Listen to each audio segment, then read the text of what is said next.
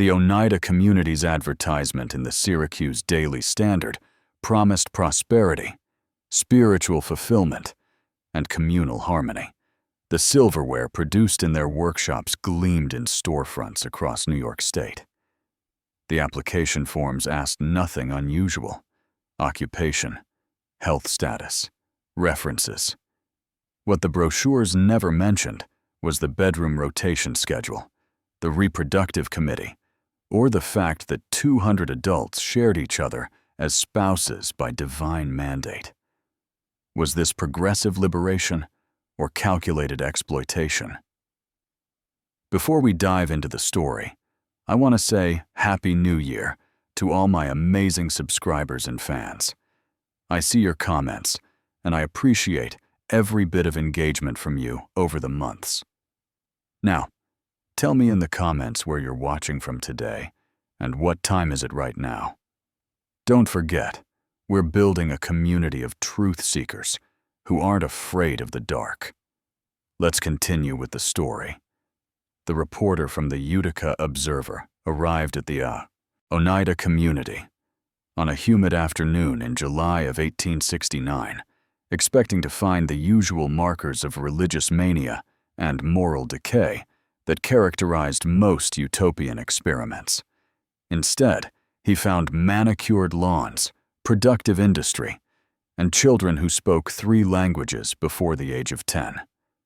The community occupied over 600 acres in Madison County, with a massive brick mansion at its center that housed the entire population. Under one roof, the building contained communal dining halls, workshops, classrooms, and dozens of private chambers, whose purpose would only become clear after dark. Melvin Mendez, the community's founder, met the reporter in a parlor decorated with Turkish carpets and European oil paintings.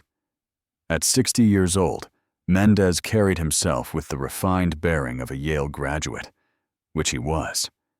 His theology of perfectionism taught that Christ's second coming had already occurred in the year 70, freeing believers from sin and death. This spiritual liberation, Mendez explained, extended to traditional marriage, which he considered a form of selfishness and ownership. "We practice complex marriage," Mendez said, his voice measured and professorial. "Every man is married to every woman to every man. We are one family in Christ." The reporter pressed for details. How did such arrangements function in practice? Mendez smiled. "With more harmony than exclusive marriage ever achieved. We have no divorce, no adultery, no colosi. These vices die when possessiveness dies." What the reporter observed over the following 3 days painted a more complicated picture. Young women moved through the mansion's corridors with quiet efficiency, their clothing modest but identical, their expressions carefully neutral. Men of varying ages occupied the workshops and administrative offices, their authority clearly delineated by unstated hierarchies. At dinner, the seating followed patterns the reporter couldn't immediately decipher, though he noted that Mendez always sat surrounded by the youngest women. The sleeping arrangements revealed themselves gradually. Members did not maintain permanent rooms. Instead, they received assignments each evening, posted on a board in the central hallway. A woman might spend Monday night with one man, Wednesday with another, Friday with a third. The pairings changed constantly, orchestrated by a committee Mendez called the Elders of Spiritual Advancement. A woman named Harriet Skinner, 34 years old and a community member since 1852, spoke with the reporter in the garden where she tended medicinal herbs. She described the system with the calm detachment of someone explaining crop rotation. "The old way of marriage creates terrible suffering," she said, her hands steady as she pruned lavender. "A woman bound to one man, dependent on his character, his health, his temper. Here, we share the burden and the blessing equally. When asked if she chose her partners, Harriet paused. "We submit our preferences to the committee. They consider spiritual compatibility and mutual improvement. The goal is ascending fellowship, where those more advanced in perfection guide those still developing." The reporter noted this phrasing, ascending fellowship. He would hear it repeated many times over his visit, always with the same reverent tone. On his final evening, the reporter discovered the community's private journals in the mansion's library. Unlike the public-facing pamphlets and newsletters, these leather-bound volumes contained meticulous records of every coupling, every bedroom assignment, every request submitted and approved. The entries stretched back 20 years, tracking patterns the reporter began to recognize. Younger women appeared frequently in assignments with older men, much older men. Melvin Mendez's name recurred with striking regularity, paired with women in their teens and early 20s. The journal noted ages, dates, and in some entries, a small notation. Reproductive approval granted. The reporter closed the journal as footsteps approached in the hallway. He would publish his observations in the Utica Observer 3 weeks later, describing a community of apparent prosperity built on a foundation of carefully controlled intimacy. But the reproductive approval notations troubled him in ways he couldn't yet articulate. The Oneida community was preparing for something far more ambitious than free love. They were beginning a human experiment that would produce 58 children under laboratory conditions, their lives planned before conception, their bloodlines tracked like agricultural stock. The silverware business was merely a cover for the real product, genetically engineered human beings.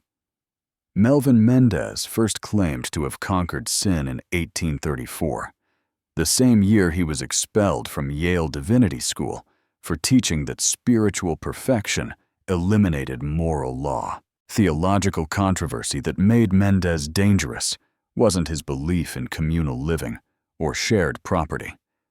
Dozens of utopian communities across America practiced similar arrangements with little public outcry.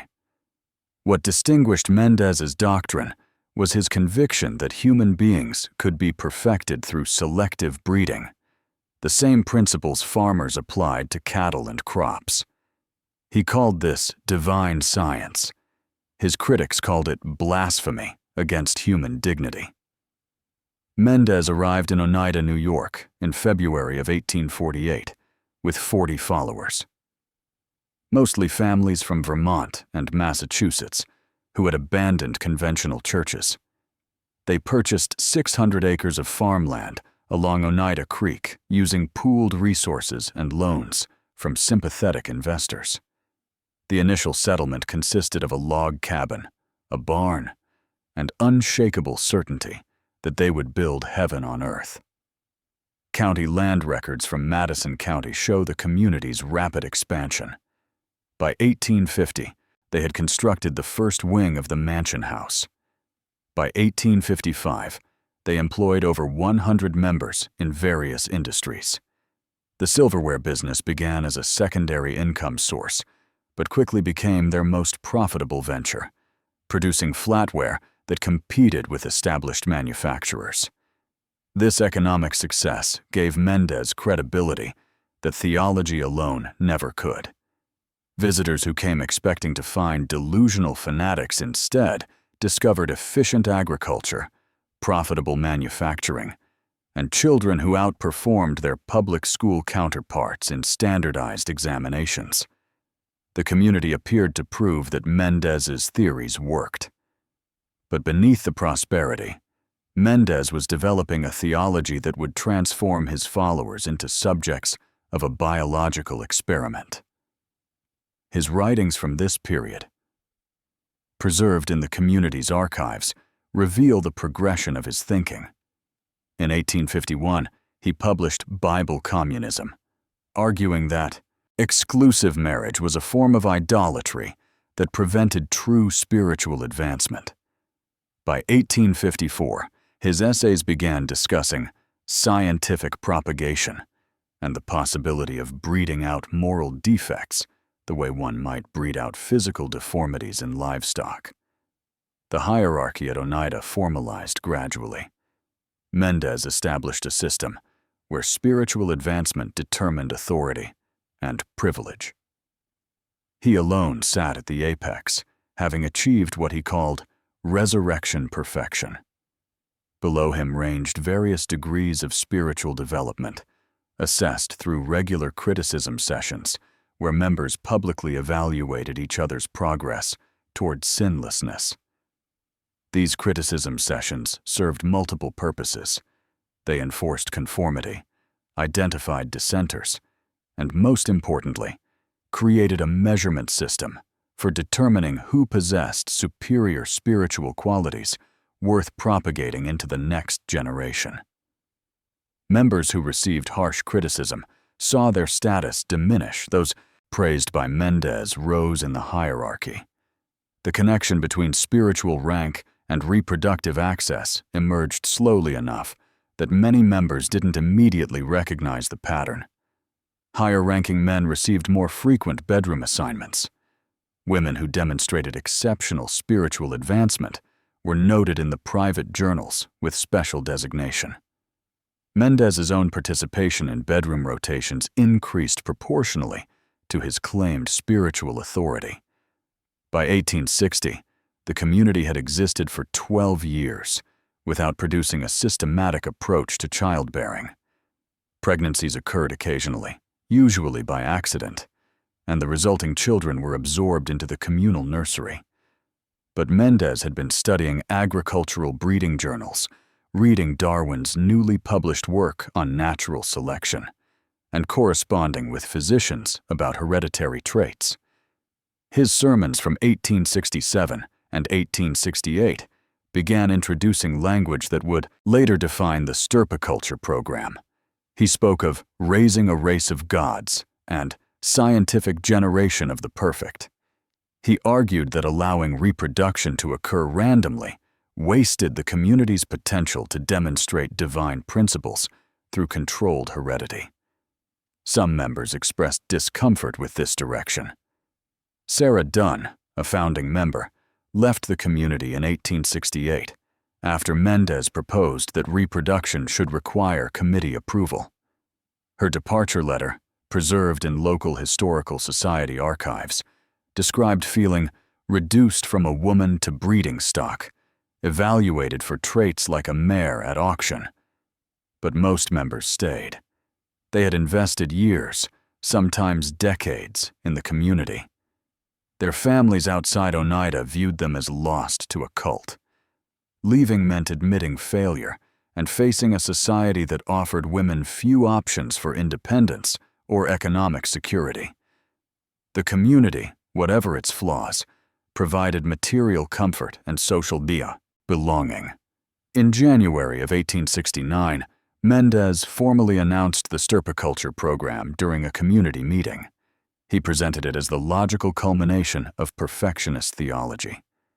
If they truly believed in scientific progress and divine perfection, how could they leave human reproduction to chance and passion? The committee would consist of 5 elders, with Mendez retaining final authority over all decisions.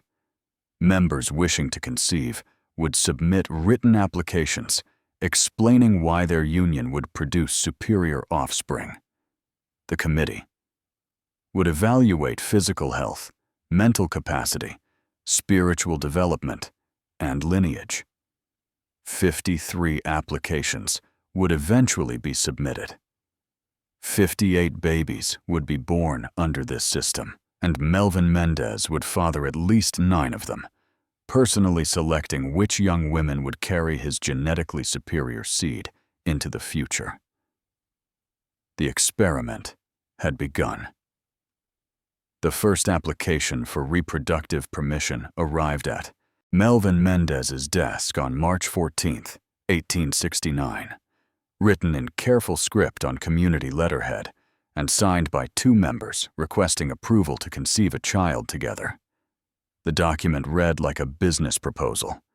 It listed the applicants' ages, health histories, educational backgrounds, and spiritual advancement scores from recent criticism sessions. It included 3 paragraphs explaining why their genetic combination would produce offspring beneficial to the community's mission.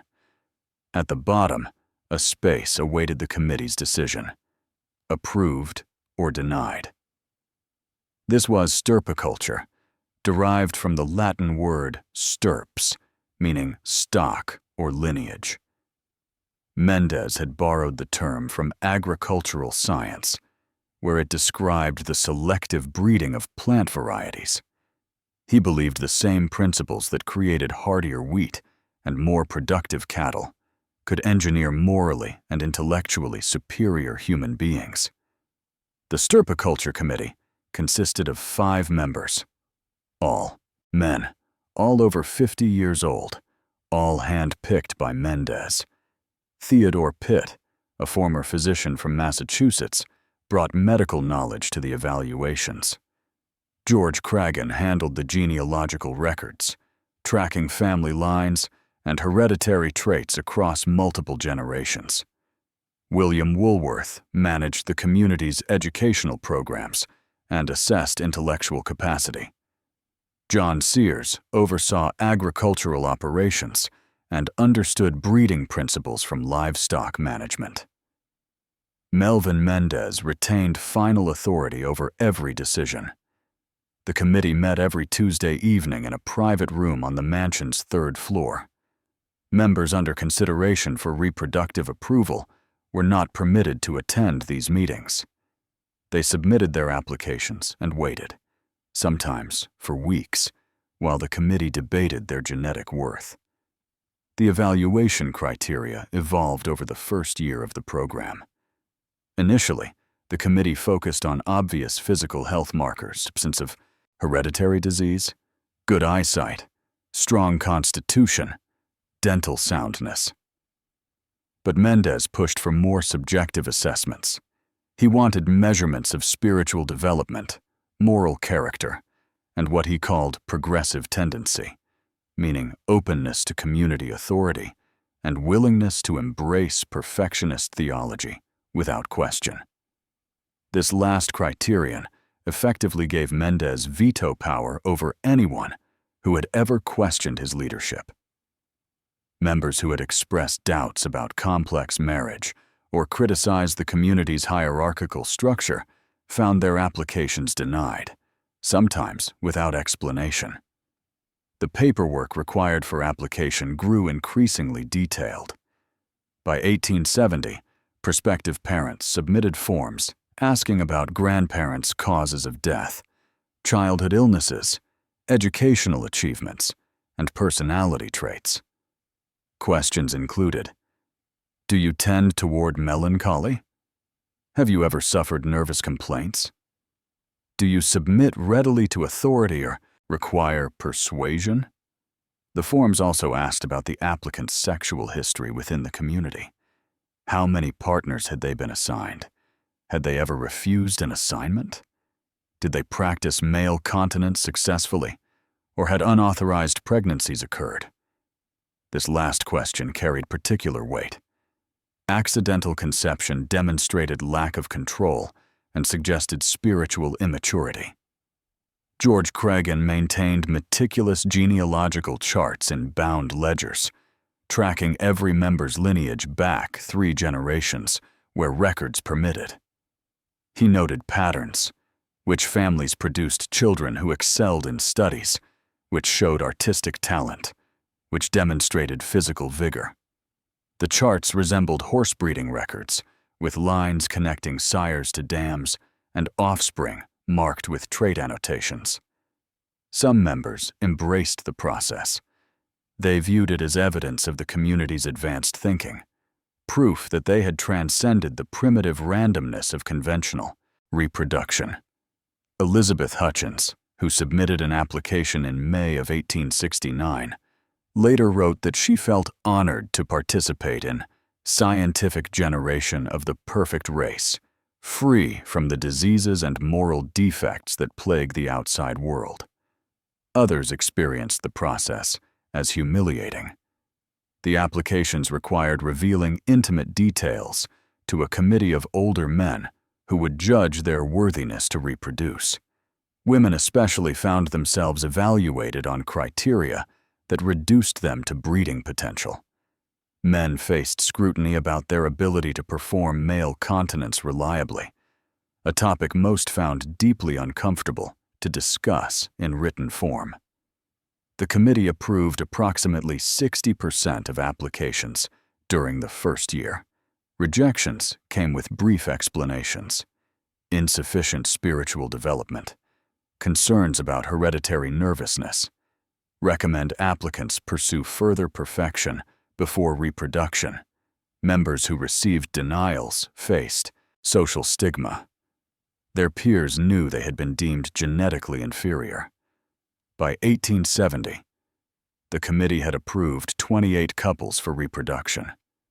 All followed strict protocols. The approved pairs received bedroom assignments on specific dates, calculated to maximize conception probability. Theodore Pitt provided medical advice about timing and positioning. Once pregnancy was confirmed, the woman moved to a separate wing of the mansion where her health could be monitored and her activities controlled to ensure optimal fetal development. The children born under this system became known as the Stir-Picults, a term that marked them as products of scientific breeding rather than natural conception. Their births were documented with the same precision as their conception: exact time, weight, length, any notable physical characteristics, and initial health assessments. Mendez watched the program expand with satisfaction. He had created a system that gave him authority not just over how members lived, but over which members would be permitted to pass their traits to the next generation. The applications kept arriving every week, and in each one, members wrote detailed justifications for why they deserved the privilege of parenthood, never questioning whether reproduction should require permission at all. The committee met every Tuesday, the ledgers grew thicker, and the experiment continued. By 1871, the Stirpiculture Committee had processed 53 applications for reproductive permission, and a disturbing pattern had emerged that nobody dared discuss publicly. George Craggan's genealogical ledgers told the story in careful notations and connecting lines. Of the 28 approved couples in the first 2 years, Melvin Mendez appeared as the selected father in 9 cases. Not 9 applications where couples requested him specifically, but 9 decisions where the committee determined that Mendez's genetic material offered superior contribution to the community's future. The selection process that led to these decisions followed elaborate protocols designed to appear scientific and objective. When an application arrived, Theodore Pitt conducted physical examinations of both applicants. He measured height, tested eyesight, examined teeth, listened to heart rhythms, and documented any physical abnormalities or weaknesses. His reports filled pages with clinical observations written in precise medical terminology. William Woolworth administered intellectual assessments, testing vocabulary, mathematical reasoning, and general knowledge. He evaluated the applicant's educational background and capacity for learning. His scoring system assigned numerical values to abstract qualities like mental quickness and philosophical temperament. John Sears contributed observations about work ethic and physical stamina, drawn from his supervision of agricultural labor. He noted which members demonstrated consistent productivity and which showed tendency toward illness or fatigue. But the most influential evaluations came from the Tuesday evening criticism sessions that preceded committee votes. Mendez personally led discussions of each applicant's spiritual development, moral character, and submission to community authority. His assessments carried decisive weight. In practice, this meant Mendez determined who reproduced and with whom. The other committee members deferred to his judgment on spiritual matters, and he had structured the system so that spiritual advancement outranked all other criteria.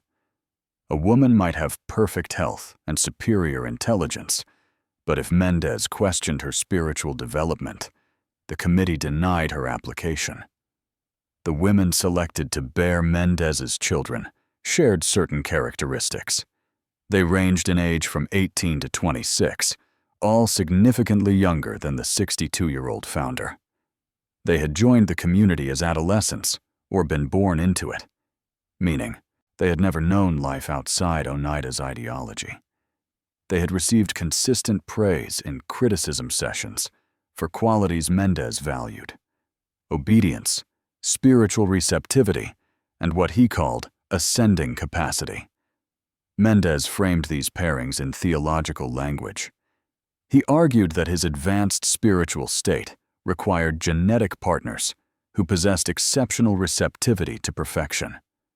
The resulting children would inherit both his spiritual authority and their mother's capacity for spiritual submission, creating a generation naturally suited to community life and perfectionist doctrine. The applications themselves rarely requested Mendez as the father. Most couples applied to reproduce together, hoping their mutual affection would satisfy the committee.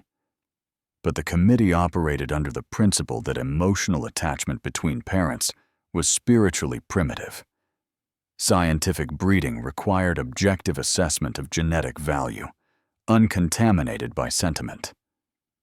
When the committee determined that an application showed merit, but the proposed father lacked sufficient genetic quality, they substituted a superior alternative. Members received letters informing them, "Your application has been approved with modifications. The committee has selected a more spiritually advanced father to ensure optimal results." Women who received these modifications faced a difficult choice. They could accept the committee's judgment and proceed with a stranger as the biological father of their child, or they could withdraw their application and remain childless indefinitely. The community's culture made withdrawal nearly impossible. It suggested lack of faith in the stirpiculture program and questioned one's commitment to perfectionist principles. Some women accepted the modifications with genuine conviction.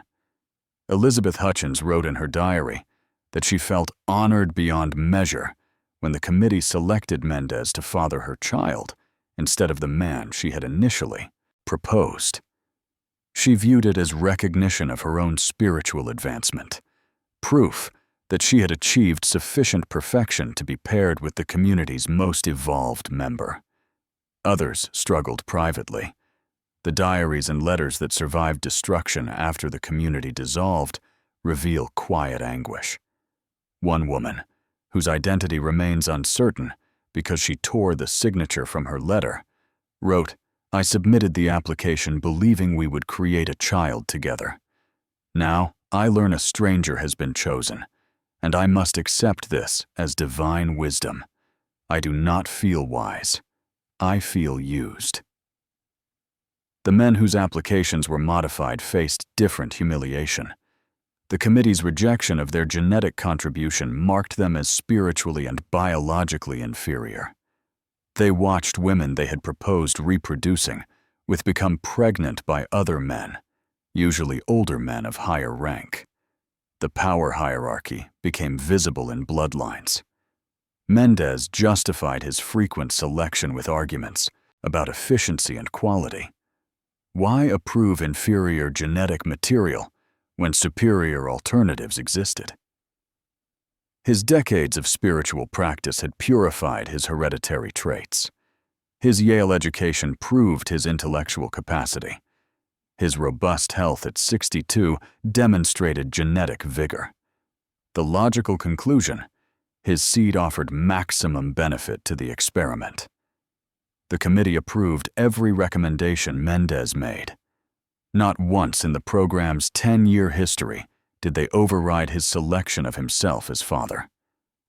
The 5-member committee existed to provide appearance of democratic process while concentrating reproductive power in one man's hands.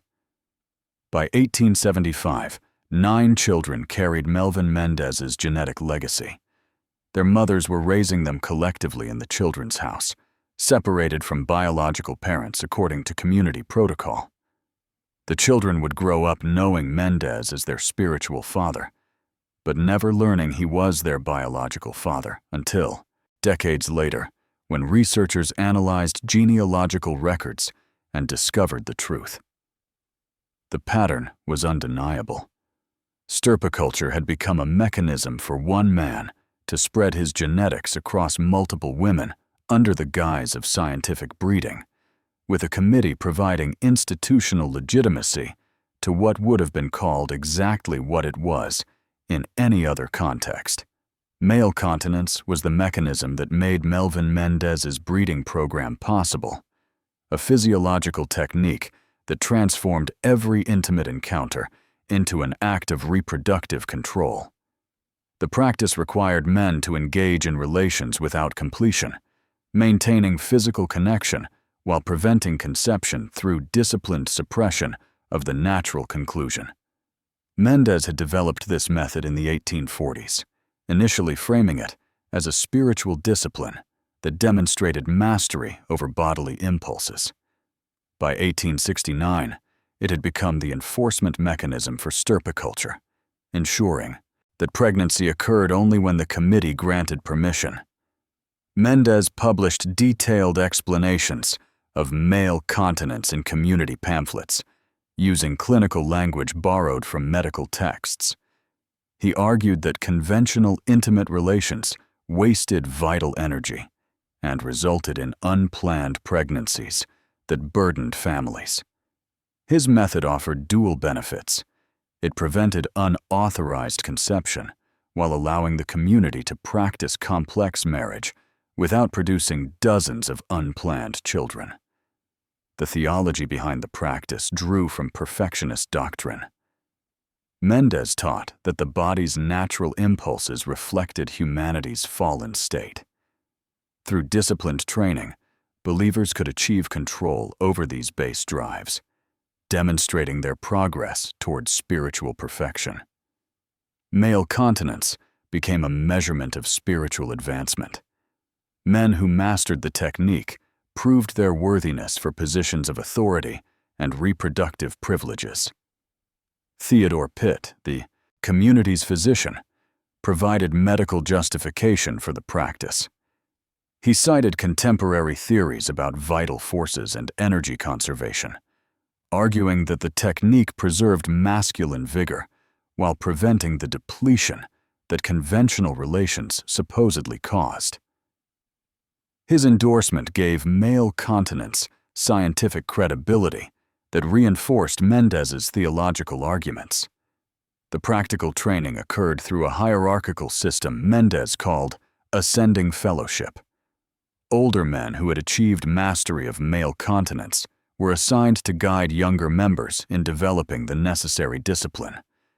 The community's records indicate this instruction began when boys reached physical maturity, typically around 15 or 16 years old. The training itself was documented in community journals, with euphemistic language about spiritual mentorship and physical education in self-control. Mendez insisted that direct practical instruction from experienced practitioners was essential, arguing that the technique could not be learned from written descriptions alone. This system placed adolescent boys under the authority of older men in contexts that granted extensive access and power. For women in the community, male continence created a different reality. They engaged in intimate relations frequently as part of complex marriage, but almost never conceived unless the committee granted approval. The practice made their bodies sites of controlled access, where older men demonstrated spiritual advancement through sustained physical contact without reproductive consequence. When the committee approved a couple for reproduction, the protocol changed. The approved pair received specific instructions to abandon male continence during designated encounters, timed to maximize conception probability. Theodore Pitt provided guidance about fertility cycles and optimal conditions. The transition from continence to completion marked the moment when institutional permission transformed an everyday occurrence into sanctioned reproduction. This system gave Mendez extraordinary power. He decided who received training in male continence and when. He determined which men had achieved sufficient mastery to be granted reproductive privileges. He personally oversaw the Ascending Fellowship program, selecting which older members would mentor younger ones. Every aspect of the community's intimate life flowed through his authority. The technique also created psychological effects that reinforced community hierarchy. Men who struggled to maintain continence faced criticism sessions where their lack of control became public knowledge. They were deemed spiritually immature and denied advancement in community ranks. Conversely, men who demonstrated consistent success gained prestige and increased access to intimate assignments. Some members questioned whether male continence was physiologically sustainable or psychologically healthy. Dr. Alice Stockham, visiting physician from Chicago, who examined community members in 1873, expressed concerns in her private correspondence. She noted signs of what she called nervous exhaustion among men who had practiced continence for extended periods. Her observations were dismissed by Mendez as evidence of insufficient spiritual development. The few accidental pregnancies that occurred despite male continence protocols created significant problems. These unauthorized conceptions marked both partners as failures in spiritual discipline. The community required them to appear before criticism sessions and confess their lack of control. The resulting children were accepted into the collective nursery, but marked in genealogical records as products of undisciplined passion rather than scientific selection. Male continence also served as a screening mechanism for stirpiculture applications. The committee evaluated applicants partially based on their history of successful continence practice. Men who had never caused an accidental pregnancy demonstrated the control necessary for approved reproduction. Those with histories of failed continence faced skepticism about their spiritual readiness for parenthood. By 1875, male continence had been practiced at Oneida for over 25 years. An entire generation of men had been trained in the technique through the Ascending Fellowship program. They understood that their intimate access, their social status, and their reproductive privileges all depended on maintaining this single practice. Mendez had created a system where every physical encounter reinforced his authority. The natural biological drive to reproduce had been channeled through institutional protocols that required his approval. Male continence wasn't just a technique.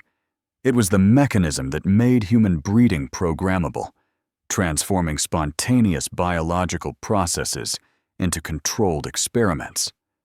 The committee met every Tuesday. The training continued. And conception occurred only when permission was granted, exactly as Melvin Mendez designed.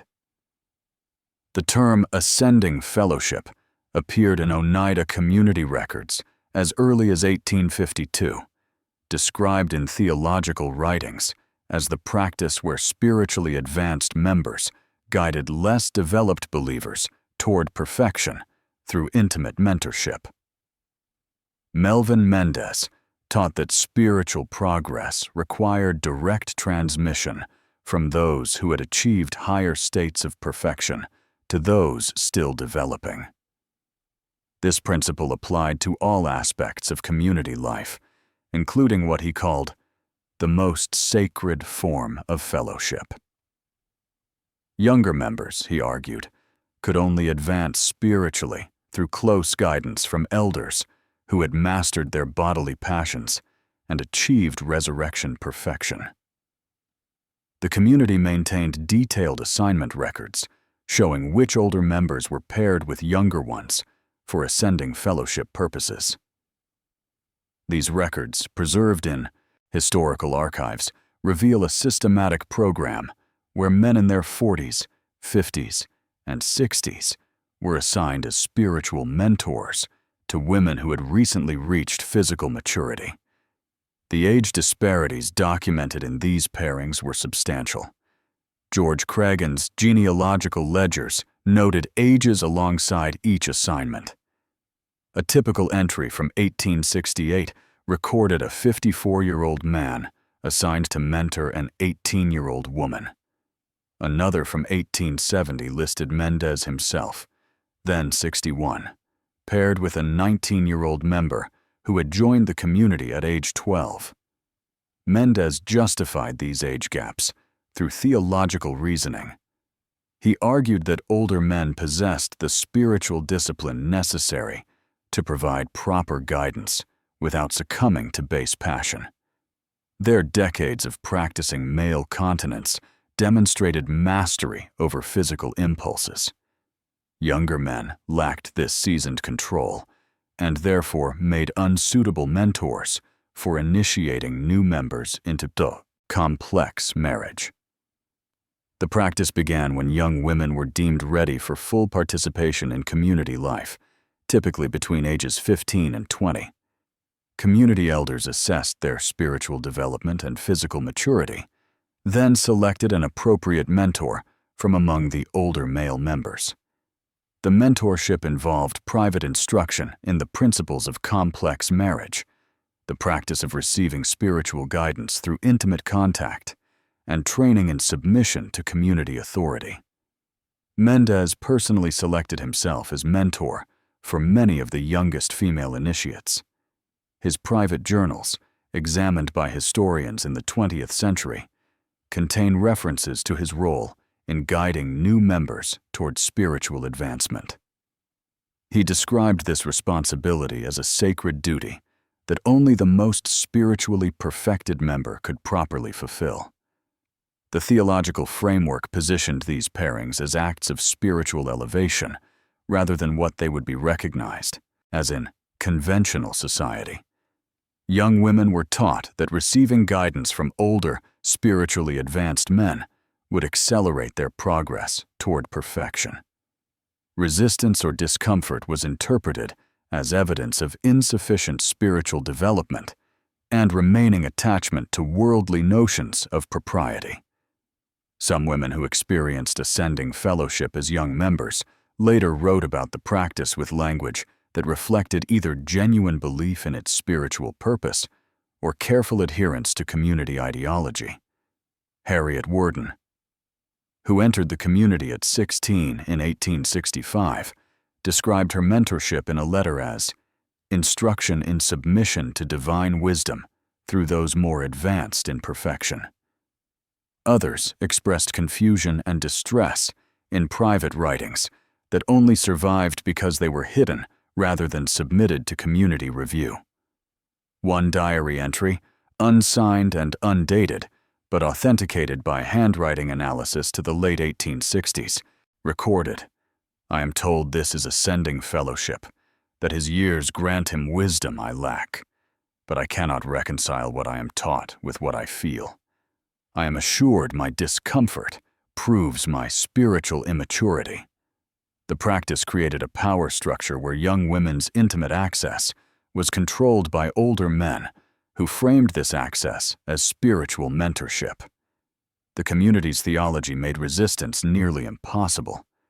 Questioning an elder's guidance suggested lack of faith in perfectionist principles. Refusing an assignment marked one as spiritually rebellious and resulted in public criticism and social isolation. The Ascending Fellowship program also served as preparation for the stirpiculture system. Young women who had received mentorship from older men were deemed ready for reproductive assignments. They had been trained in submission to committee authority and acceptance of intimate pairings they did not choose. This early conditioning made them more compliant when the committee later selected reproductive partners on their behalf. Mendez maintained that ascending fellowship prevented the jealousy and possessiveness that plagued conventional society. By ensuring young members received guidance from multiple spiritual mentors rather than forming exclusive attachments, the community avoided the emotional complications of romantic love. The practice was presented as progressive liberation from outdated social constraints. Contemporary observers outside the community viewed ascending fellowship differently. A report from the New York State Legislature's investigation in 1877 described the practice as systematic exploitation of young persons under guise of religious instruction, with older men granted intimate access to significantly younger women through institutional authority. The assignment records show that ascending fellowship continued throughout the stirpiculture program's operation. Between 1869 and 1879, dozens of young women received mentorship from older men before being approved for reproductive pairings. The practice normalized age-disparate relationships and established patterns of deference to elder authority that extended into the breeding program itself. By 1875, an entire generation of women at Oneida had been initiated into community life through ascending fellowship. They had been taught that their spiritual advancement required submission to older men's guidance, that their bodies existed to serve the community's perfectionist mission, and that resistance to these principles demonstrated moral failure. The practice was documented, defended in theological writings, and maintained for decades. It created a systematic mechanism where institutional authority granted older men access to young women under the framework of spiritual development. The records preserved this reality in careful notations and dated assignments. The theological justifications filled pages of published doctrine, and the young women who experienced ascending fellowship carried the impact forward into their participation in the stirpiculture program, already trained to accept that their most intimate decisions belong to the committee, not themselves. The Children's House occupied the entire south wing of the Oneida mansion, separated from adult living quarters by a locked door that mothers could only pass through during designated visiting hours.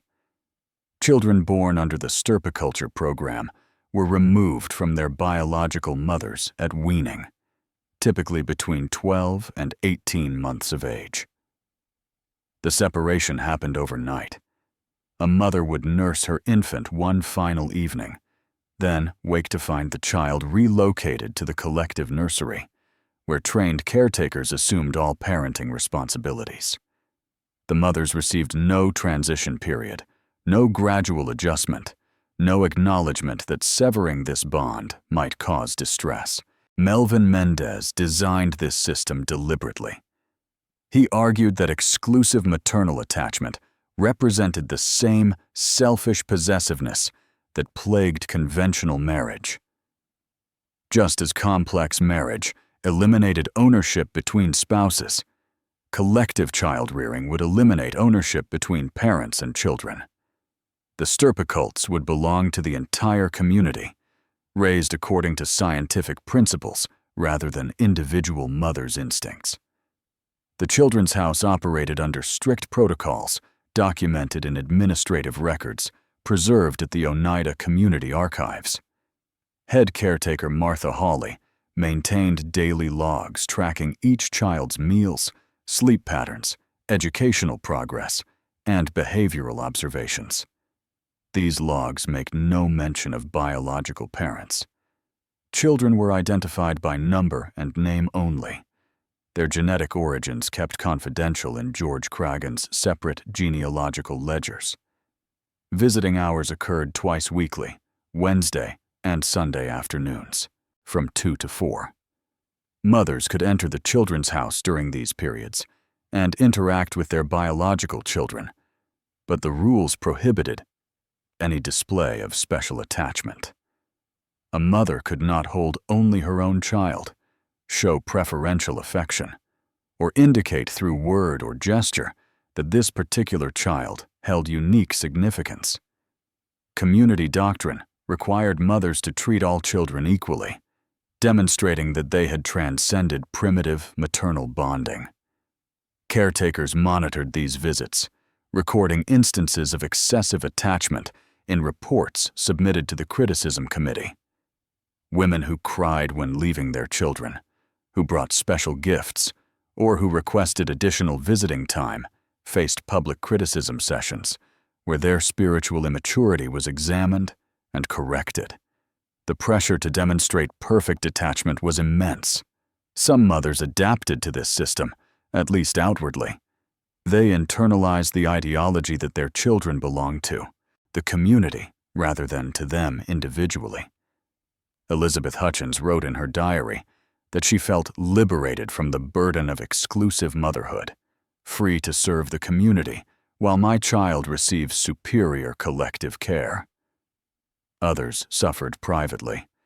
An unsigned letter discovered in the mansion's walls during renovation work in 1947 contained a mother's confession. I count the hours until Wednesday.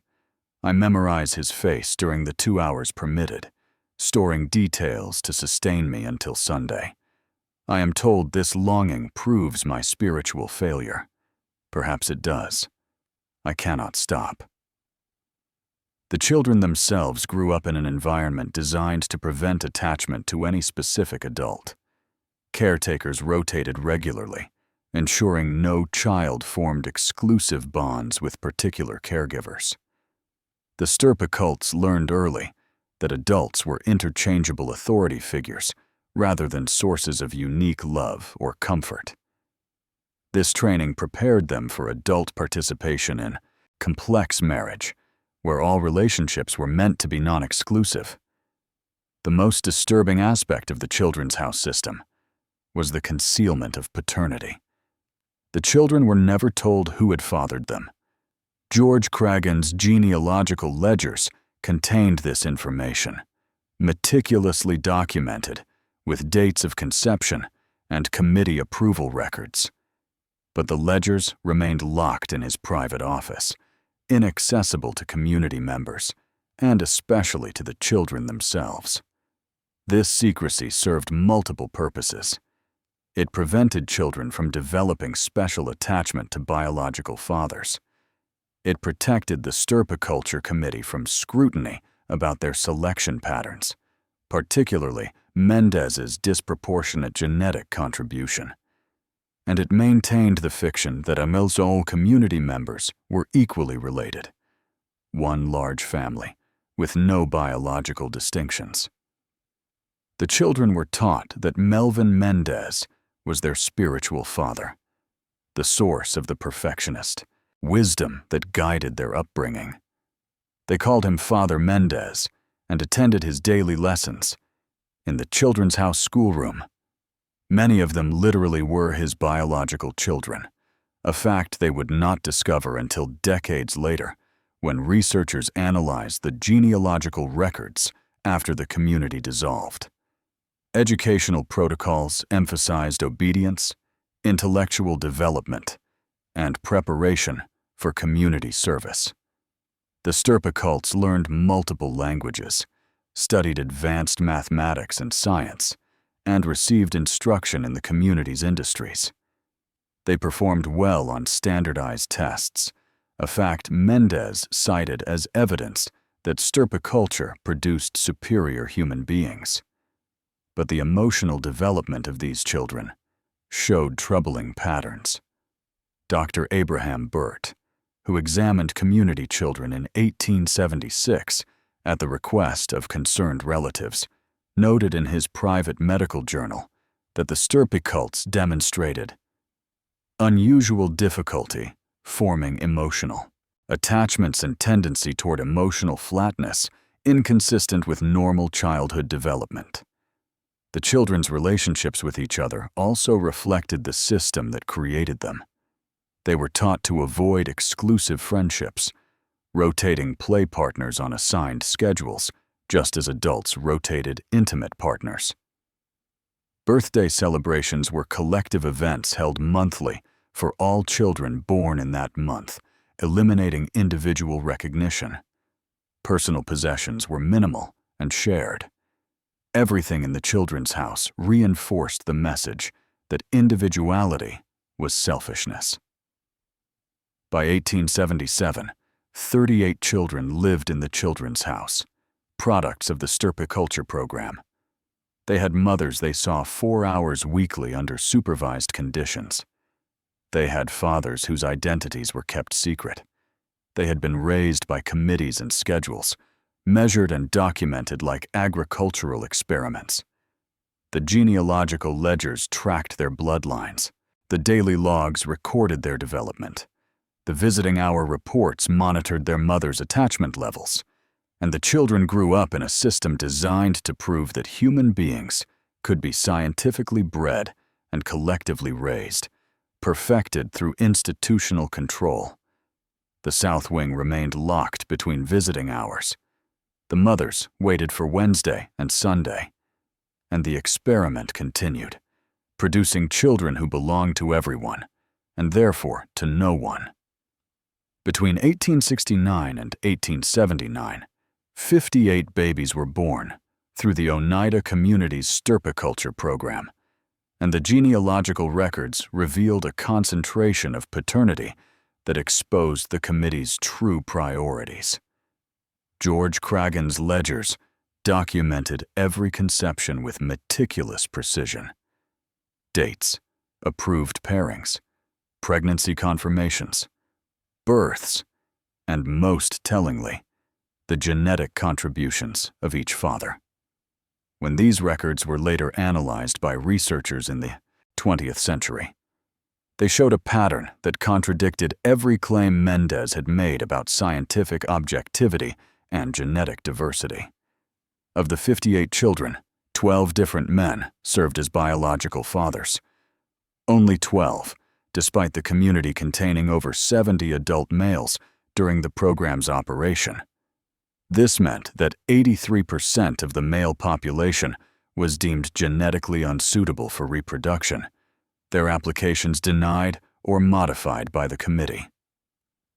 Melvin Mendez accounted for 9 of the 58 births, making him the single largest genetic contributor to the experiment.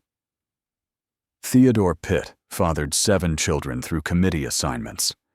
George Craggan, who kept the genealogical records, fathered 6. John Sears contributed 5 genetic lines. The remaining committee member, William Woolworth, fathered 4. Together, the 5 committee members fathered 31 of the 58 stirpiculture children. They had designed a system that evaluated genetic worth, then systematically selected themselves as the worthiest specimens. The conflict of interest was absolute. The remaining 27 children were fathered by 7 other men, all over the age of 45, all ranked highly in the community's spiritual hierarchy. Not a single man under 40 was approved as a biological father during the program's entire 10-year operation. The committee had created a eugenic experiment that primarily propagated the genetics of its oldest members. The mothers showed different demographic patterns. They ranged in age from 18 to 34, with the majority between 20 and 26. Unlike the concentrated paternity, maternity was distributed across 42 different women. Many women bore only one stirpiculture child. Some bore 2. 3 women bore 3 children each, all with different fathers assigned by the committee. These statistical patterns revealed the program's underlying logic. Women's genetic contribution was considered relatively equal, requiring only basic health and spiritual acceptability. But men's genetic worth was subject to rigid hierarchy, with reproductive privileges concentrated among those who wielded institutional power. The applications submitted by younger men showed a pattern of systematic rejection. Community archives contained 17 applications from men between 25 and 39, requesting permission to father children with their proposed partners. The committee denied 14 of these applications outright. The remaining 3 received modifications, where older men were substituted as the biological fathers. The rejection letters used consistent language. The committee has determined that your spiritual development, while progressing, has not yet reached the maturity necessary for genetic contribution to the stirpiculture program. We encourage continued perfectionist practice and reapplication at a future date. But reapplication rarely succeeded. The system was designed to maintain the genetic monopoly of the committee and their close associates. Younger men who repeatedly applied for reproductive permission faced criticism sessions, where their persistence was framed as spiritual pride and insufficient submission to collective wisdom. Some members began recognizing the pattern by the mid-1870s. Private correspondence between community members, discovered in historical archives, reveals growing awareness that stirpiculture served the interests of a small elite rather than the community's collective genetic improvement. A letter dated March 1876, written by member Joseph Ackley to his brother outside the community, expressed frustration. They speak of scientific breeding and genetic superiority, but examination of the children reveals that 9 share remarkable resemblance to Father Mendez, and nearly all others favor the committee members. The science appears to be selecting for authority rather than actual superior traits. The children themselves began showing this concentration. As they grew in the children's house, caretakers noted physical similarities among supposedly unrelated children. Multiple stirpicults shared Mendez's distinctive narrow face and prominent brow. Others showed Theodore Pitt's stocky build and thick dark hair. The genetic patterns were becoming visible. Community members were forbidden from discussing these observations. The criticism sessions enforced silence through social pressure and threats of expulsion. Anyone who questioned the committee's selections faced accusations of spiritual regression and lack of faith in perfectionist principles. But the numbers were undeniable. 58 children, 12 fathers. 31 of those children fathered by the 5 men who controlled the selection process. The stirpiculture program had become a mechanism for genetic self-replication by those in power, wrapped in scientific language and theological justification. The broader eugenic movement in America was gaining influence during this same period. Scholars like Francis Galton in England were promoting selective breeding theories that would later inform horrific policies in the 20th century. Mendez corresponded with eugenic enthusiasts, sharing data from the Oneida experiment and receiving validation that his program represented cutting-edge human improvement science. But the Oneida program differed from theoretical eugenics in one crucial aspect. It was actually being implemented. Real women were bearing children according to committee mandate. Real men were excluded from reproduction based on hierarchical position rather than objective genetic assessment. Real children were growing up as experimental subjects in a system that valued them as data points in a breeding program. By 1878, the 58th and final stirpiculture child was born. The program had run for nearly a decade, producing a generation of children whose genetic origins were carefully controlled and meticulously documented.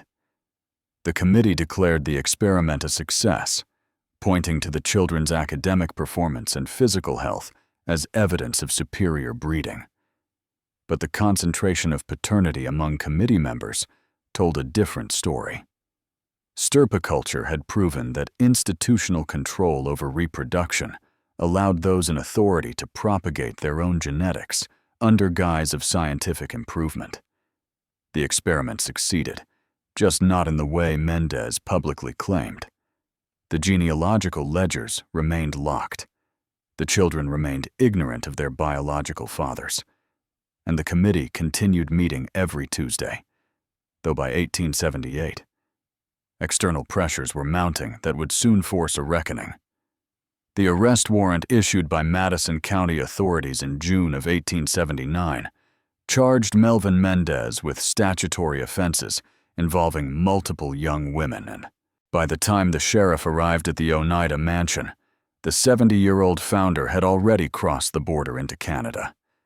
The collapse began not with internal rebellion, but with external pressure from neighboring communities that had tolerated the Oneida experiment for 3 decades before finally demanding legal intervention.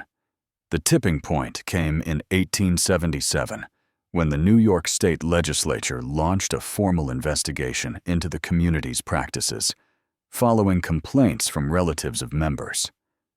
Professor John Mears of Hamilton College testified before the investigating committee, presenting documentation of the community's bedroom assignment system, the ascending fellowship program, and the age disparities between older male mentors and younger female initiates. His testimony included specific examples: a 61-year-old man paired with a 19-year-old woman, systematic patterns of older men granted intimate access to recent initiates, and the theological justifications used to frame these arrangements as spiritual advancement.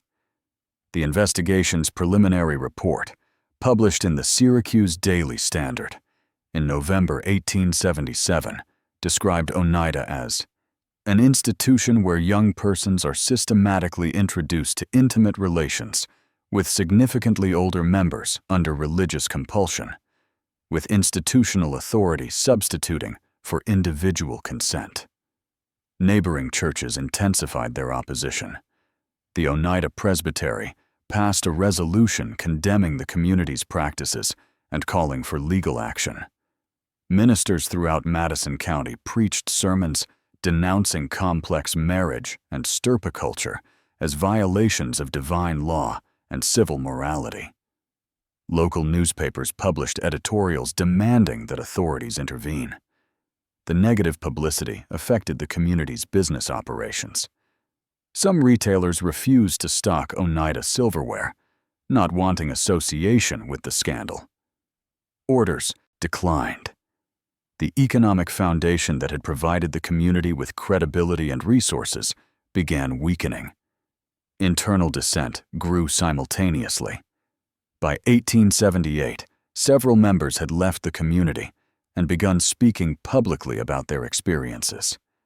Their testimonies provided damaging details that investigators could use to build legal cases. Tirza Kine, who joined the community at 16 in 1862 and left in 1878 at age 32, gave a deposition to Madison County prosecutors describing the ascending fellowship program and the pressure placed on young women to accept pairings with older men. Her account included specific names, dates, and circumstances that formed the basis for potential criminal charges. Victor Hawley, son of the Children's House head caretaker, left the community in 1878 and published a letter in the Utica Observer detailing the stirpiculture program's operations.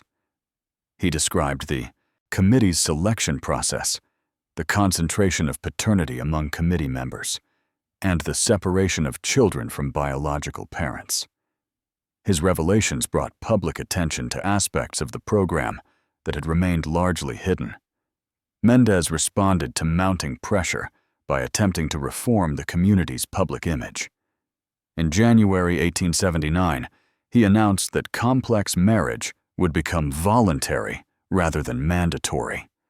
Members could choose to form exclusive partnerships if they wished. The Stirpiculture Committee would no longer approve new reproductive applications. But these reforms came too late to prevent legal action. District Attorney Henry Spalding began interviewing current and former community members in spring of 1879, building cases related to age of consent laws and statutory offenses. New York law prohibited intimate relations with females under 16, and evidence suggested multiple violations involving community members who had been initiated into ascending fellowship below this age. The charges focused particularly on Mendez himself, whose documented pairings with young women created the strongest legal case. The genealogical records showed him fathering children with women significantly younger than himself, some of whom had joined the community or been born into it as minors. Faced with imminent prosecution, Mendez fled to Niagara Falls, Ontario in June of 1879. He would remain in Canada for over a year, directing community affairs through written correspondence while avoiding American jurisdiction. The Stirpiculture program ended immediately upon his departure. The committee stopped meeting. No new applications were processed.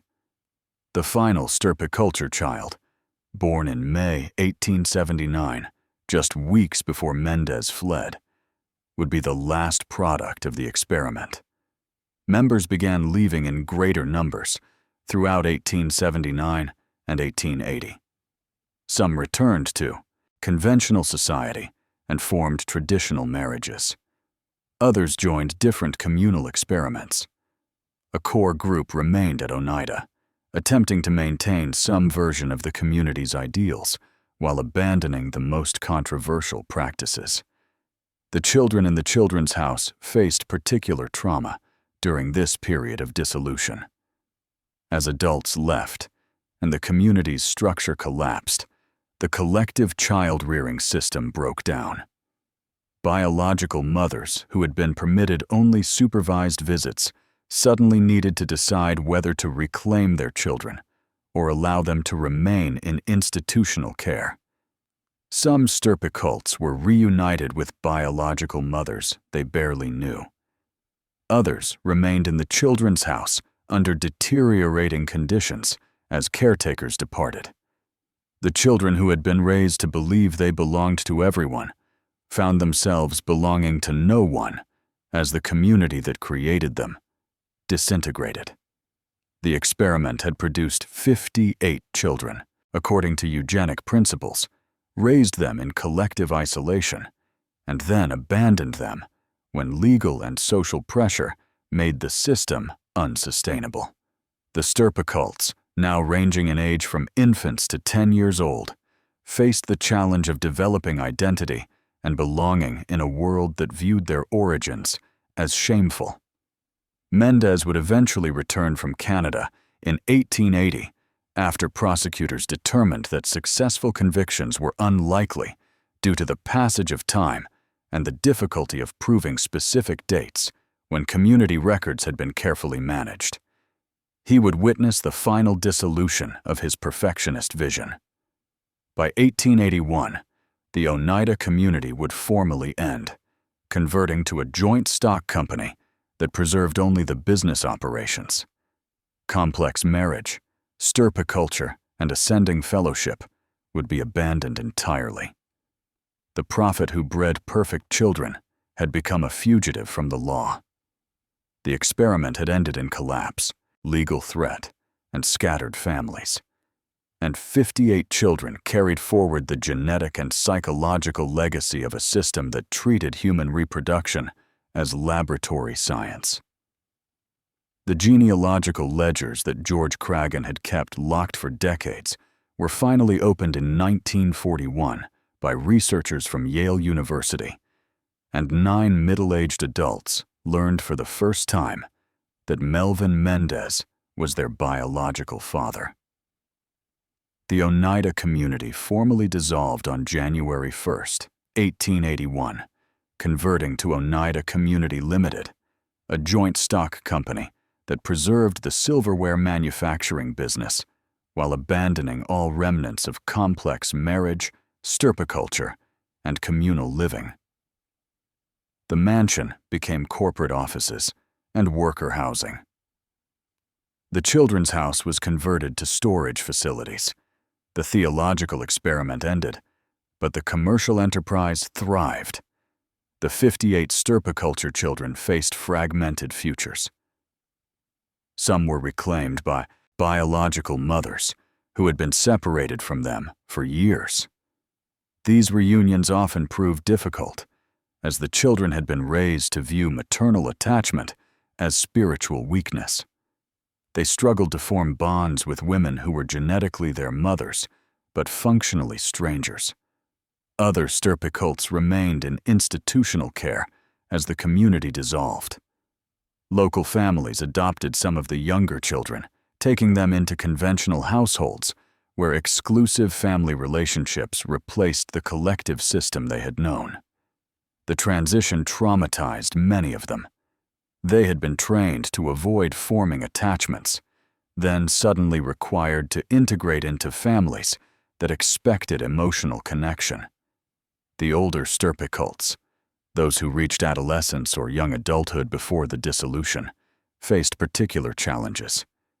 They had been raised as experimental subjects in a eugenic breeding program, told they represented superior human specimens, then released into a society that viewed their origins with disgust and suspicion. Many concealed their Oneida background entirely, inventing conventional family histories to avoid stigma. Theodora Noyes, one of Melvin Mendez's biological daughters, though she did not know it until 1941, published a memoir in 1926 describing her experience growing up in the children's house. She wrote about the emotional flatness that characterized her childhood, the inability to understand affection when she entered conventional society, and the persistent sense that she had been created for a purpose that no longer existed. The psychological impact manifested across generations. Many stirpicults struggled with depression, anxiety, and difficulties forming stable relationships. Some attributed these struggles to their unconventional upbringing.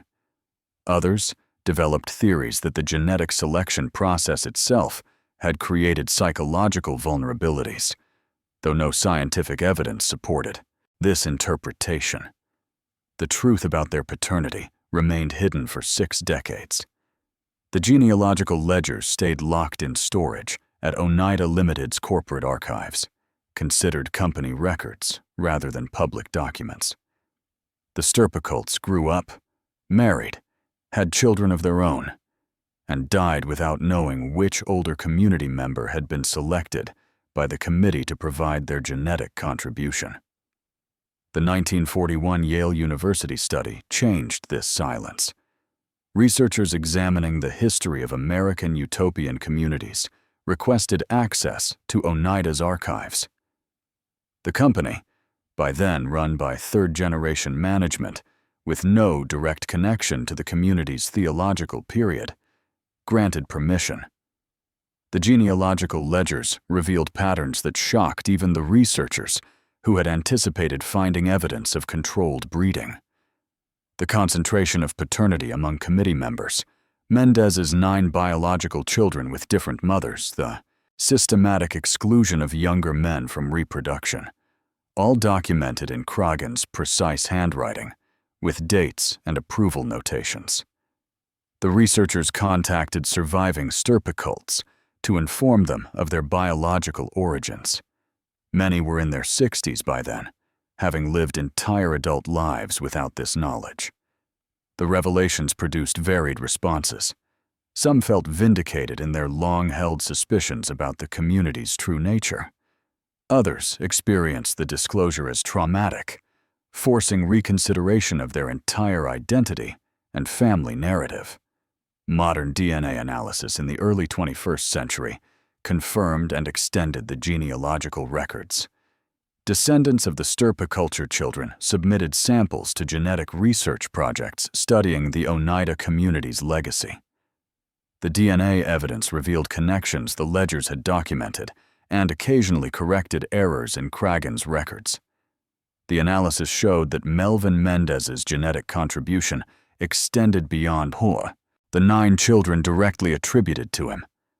Some individuals listed with other fathers showed genetic markers suggesting Mendez had actually fathered them, indicating either errors in the records or possible deception by the committee about specific pairings. The Oneida Limited Silverware Company continued operating successfully throughout the 20th century, becoming a recognized American brand. Consumers purchased flatware sets without knowing the company originated from a eugenic breeding experiment. The commercial success created a peculiar legacy where the community's business ventures received celebration, while its human experimentation remained largely unexamined in public consciousness. Historical scholarship on the Oneida community accelerated in the late 20th century as researchers gained access to private letters, diaries, and documents that had been sealed for decades. The full scope of the stirpiculture program became clear through this archival work. What had been dismissed as eccentric religious practice was re-examined as a systematic program of reproductive control that anticipated later eugenic atrocities. The descendants of the 58 stirpiculture children now number in the hundreds. They carry genetic markers from the controlled breeding experiment, biological evidence of a system that treated human reproduction as agricultural science. Some descendants have formed associations to preserve the historical record and process the collective trauma their ancestors experienced. The Oneida Mansion still stands, now operated as a historical site. Tour guides describe the community's silverware business, its communal living arrangements, and its progressive educational methods. The stirpiculture program receives mention as an unfortunate aspect of the community's history, but visitors rarely grasp the full scope of what occurred.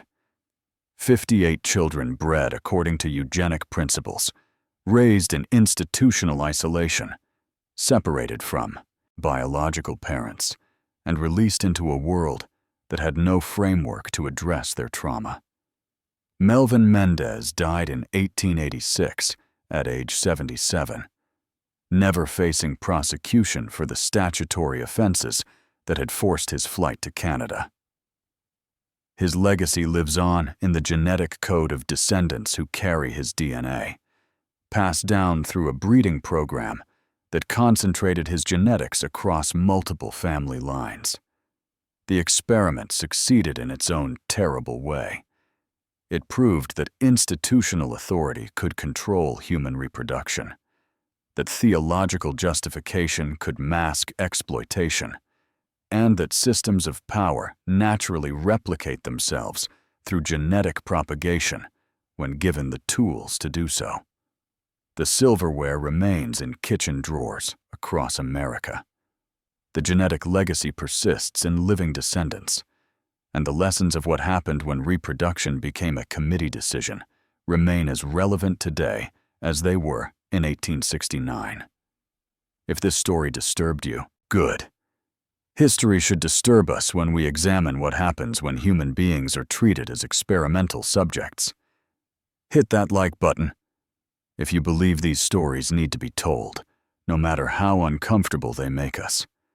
Subscribe, because there are dozens more historical nightmares hidden in archives, waiting for someone willing to dig them out and share the truth.